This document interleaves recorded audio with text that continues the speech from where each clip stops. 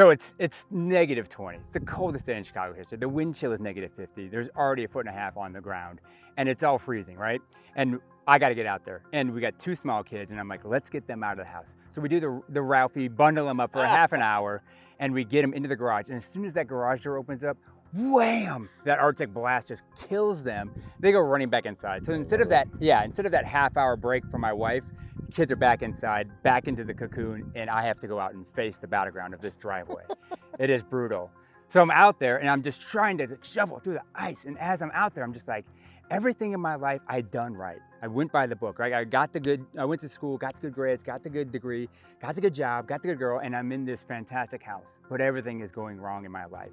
And I start to ask, there's gotta be more than this. Yeah. There's gotta be more to life than this, than grinding it out for 40 years, doing something that I'm not passionate about, that is killing me, and it is sucking my soul. And so that's when I started to ask that greater question of life. What am I really here to do? What is our purpose in life?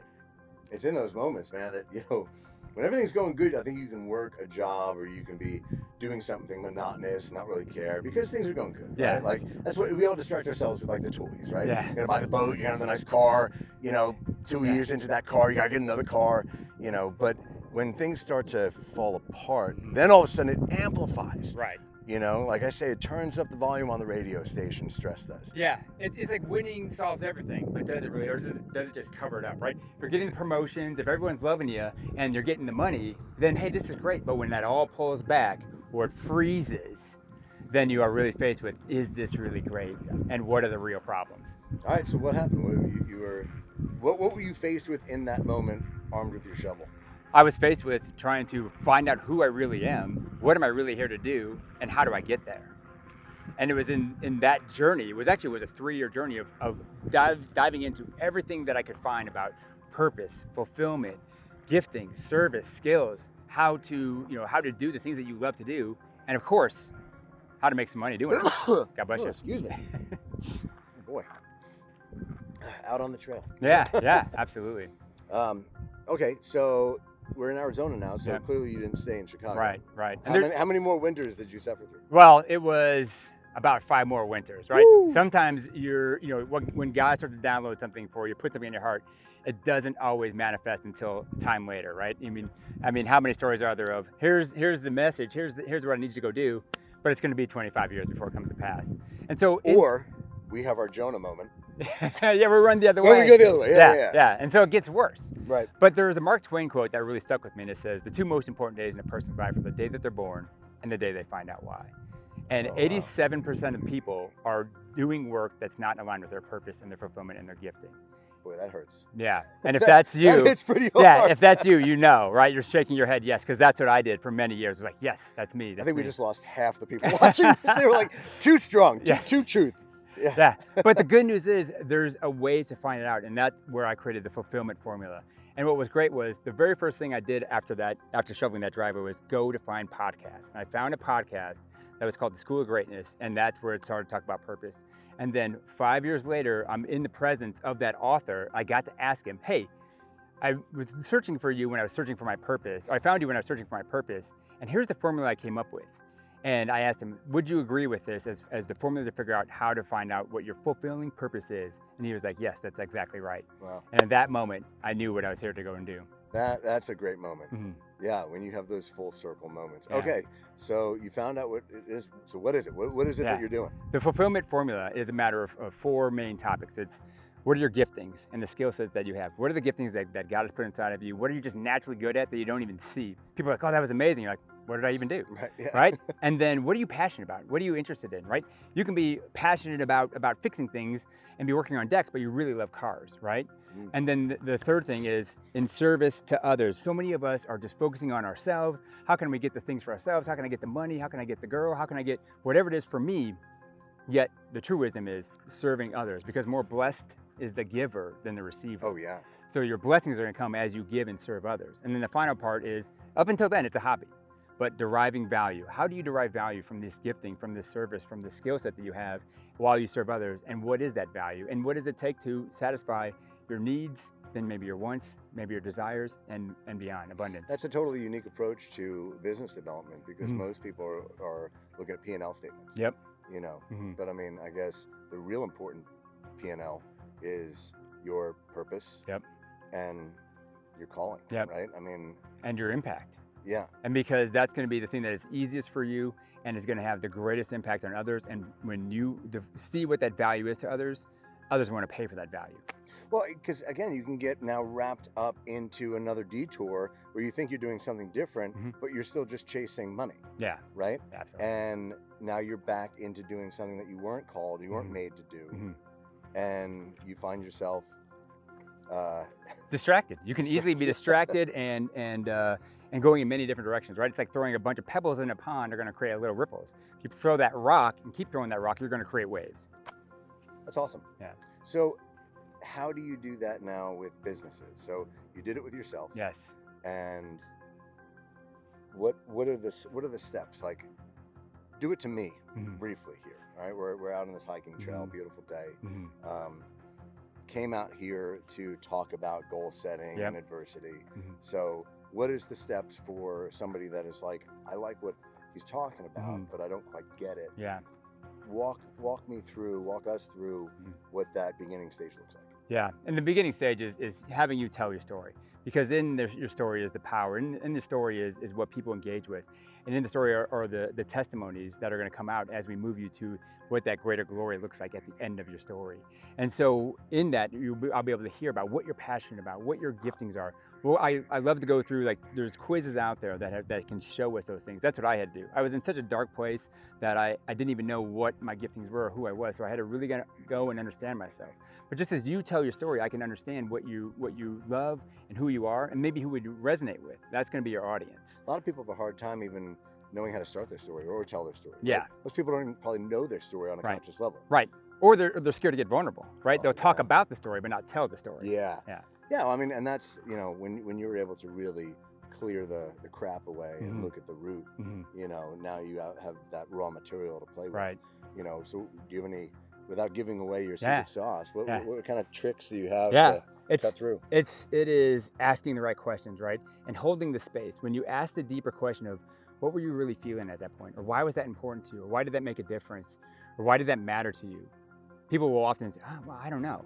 It's like, okay, well, tell me what you don't know. And holding that space, because people want to fill it. But if you listen and you watch them, you can tell the I don't know is the initial response. But as they go deeper to understand what their heart is telling them and what that emotional impact really is, that's where the value really comes from their emotional connections with themselves and what they felt, and then with others who will see it and feel it too. That's got to be a pretty heavy process. I can't imagine this happens in one session. It's been amazing. There's been some, one particular instance was 43 minutes. This person had done a lot of pre-work, but we were able to piece it all together. And tears and freedom was fought through that. And that was it. One 45-minute session. But yeah, there's going to be a lot of people's stories, especially if they struggle to tell it, are going to take time and getting through that and going into those deeper areas. That once they're ready, as a question sits, because the question's not going away, but as that question resonates with them, usually in the middle of the night is when it'll come forth, and the next day we're going to be getting on a call, and so that they can really tell the essence of their story that will connect with their audience. I mean, businesses do that. They spend millions of dollars with brand companies that do a level of this. I think you take it to a little bit deeper personal level. Yeah. And you also have a faith component. Right. Absolutely. So, that's the heart of everything for you. But for somebody out there that has a business that wants to grow, they want to really hone into their true essence, but they don't have that faith component. How do you work with somebody in that kind of arena? Whether you're a person of faith or not yet, it is a matter of the same essence still applies of life and the emotions, right? People buy on emotion, right? So how do we weave your value and the impacts of your service and your products into the emotions for their customers and their clients? And as well as them telling their own story at a raw emotional level, will connect with those clients as well to say, yeah, that's me too. I need what you have, whatever you found out, or what is it that you've created that can help me with the problem that I'm struggling with. Yeah. Well, for people that do have faith, have had that connection with their creator, they know that the source code, is going to the source. Right. But I guess, is there a point that you can only take somebody so far?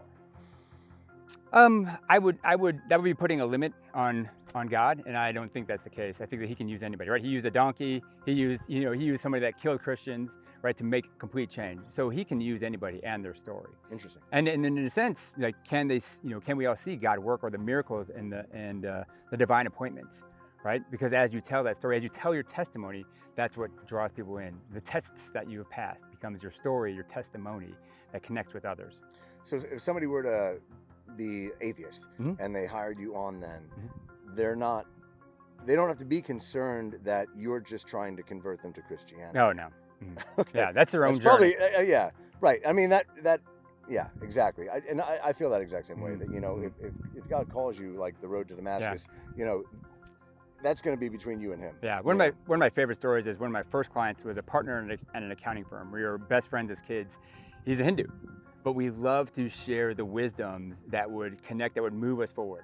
Whether it was about Jesus or about Confucius, these wisdoms are still heartfelt, and they still are the principles of life that are going to connect and move them in the right direction, as well as others, and as well as keep them on that path, especially when we start to stray. Yeah.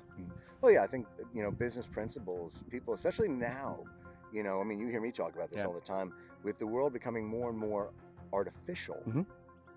We're always drawn to what's in short supply, right? Supply and demand. What's in short supply today are authentic people. Yeah. People that are just living their true self, their true passions, and that, man, I remember when I was in high school, I was trying to be a jock, right? And I mean, I'm kind of built. Me too. But I was more of the nerd. I was built for football. I'm built for contact sports. I'm more of a Clydesdale than a quarter horse. But I was never. The coaches didn't like me. I wasn't getting invited to the parties. You know what I mean? The cheerleaders could only flirt with me if nobody was looking.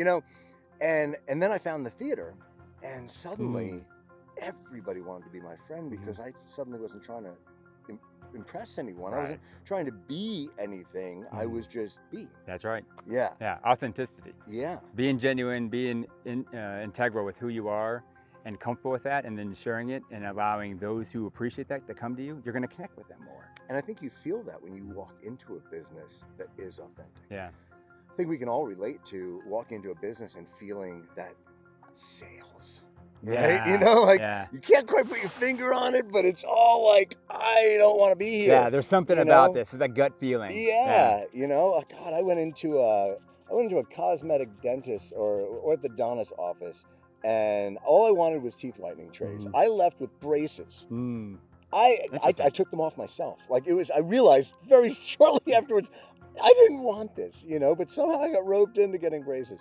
That's not authenticity. Right. Yeah. And, but I'll walk into it's probably a bad example, but an ice cream place. You know what I mean? And people are happy. Nobody's unhappy going in to get ice cream. Well, you may be unhappy going in, but you don't come the next out day. unhappy, right? Yeah, exactly. I'll tell you what, it was a great example. Customer service. You call up a customer service, you can tell right away, is this person just mailing it in, or is this person really going to help and serve you? Are they a person? Right, exactly. Or are you telling me your true name? Yeah, right. Yeah, exactly. Oh my gosh.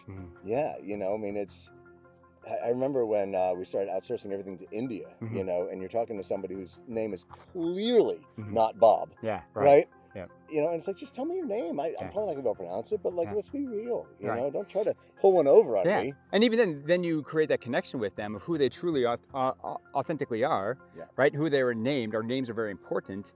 And you can still tell whether they're in India or Indiana, is this person really authentic? Are they here to help me? Are they genuine? Do they genuinely want to help? Or are they just clocking it in? Man. Well, I can tell that you are genuinely passionate about what you do, and genuinely want to help. I mean, I know that because I've gotten to know you over the past few years, but even just in this conversation, I mean, I think you'd agree that, Jeff is just the real deal. I mean, you're not putting on airs. We're not out here on this hike in a suit. Nope. This is just it, before the weather gets too hot here in Arizona.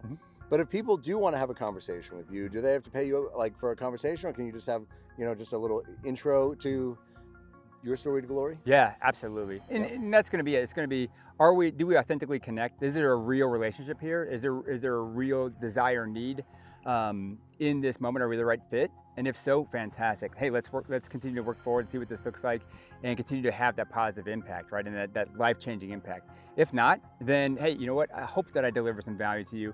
And then maybe there's another person that I get you connected with that I know from my many years of coaching and connecting with other coaches that might be the better fit for you. Well, if you are looking to bring a little more authenticity into your life and a little more peace, some joy, reach out. Jeff's right here. I'm going to put all the information right here on the screen, and then in the comments below, get in touch with them. Grab a cup of coffee or a phone call or something. Absolutely. You won't regret it. Yeah. Thanks, Jeff. Yeah, you got it, buddy. All right. Now I got to walk down this mountain. Which way?